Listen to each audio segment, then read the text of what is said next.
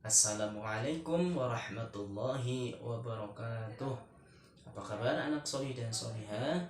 Mudah-mudahan kabar antum semua dalam keadaan sehat.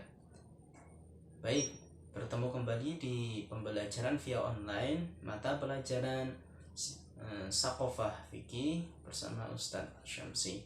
Sebelum kita memulai belajar, kita terlebih dahulu berdoa ya.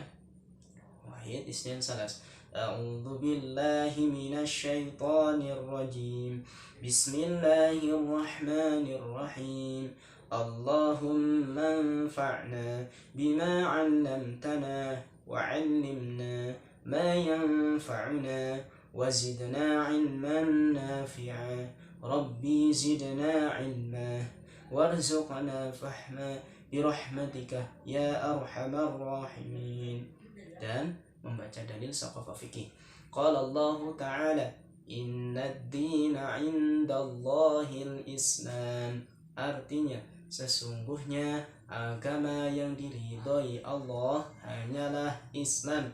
Quran Surah Ali Imran ayat 19. Alhamdulillah, kita sudah berdoa. Baik anak solih dan solihah, sebelum kita masuk materi berikutnya, belajar materi berikutnya, terlebih dahulu Ustadz mau bertanya, anak solih dan solihah, masih ada yang ingat tidak materi minggu lalu kita belajar apa? Ya, kita belajar makna syahadat. Apa saja yang sudah kita pelajari terkait makna syahadat? Yang pertama, bahwa syahadat merupakan salah satu rukun Islam yang pertama. Kemudian yang kedua, syahadat merupakan salah satu bukti bahwa kita benar-benar seorang muslim. Dan yang ketiga, syahadat merupakan salah satu syarat untuk orang kafir masuk Islam. Yang keempat, kita kemarin sudah belajar terkait lafaz syahadat. Nah, materi kita hari ini masih melanjutkan terkait makna syahadat. Mari sama-sama kita lafazkan kalimat syahadat ya. Wahid Isnin Salas.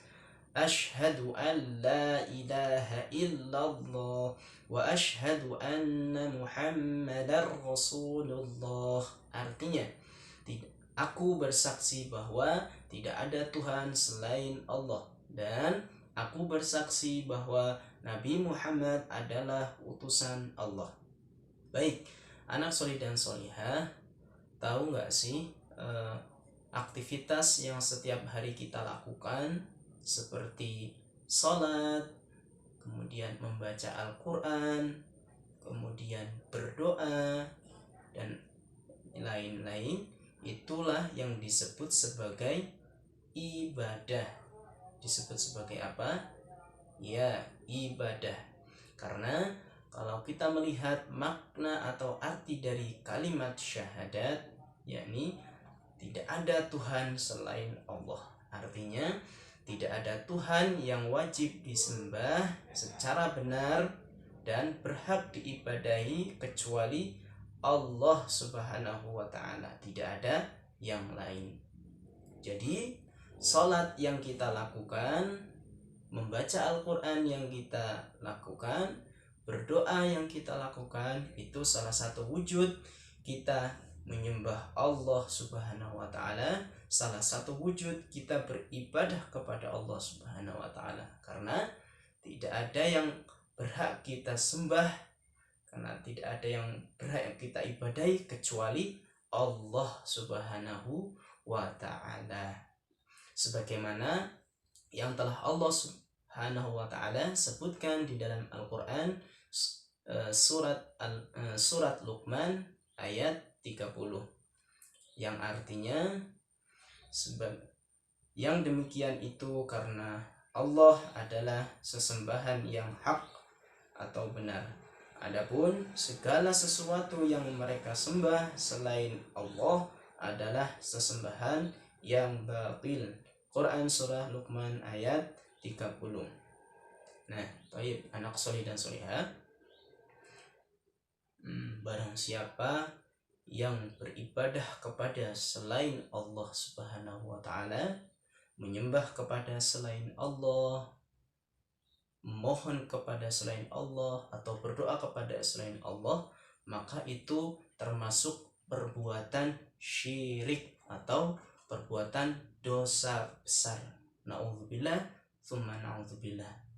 Memang ada Ustadz, orang yang menyembah selain Allah, ada, sebagaimana yang Ustadz telah ceritakan di materi sebelumnya, yakni tentang penduduk Mekah yang tidak menyembah Allah tetapi menyembah, ayo masih ada yang ingat tidak?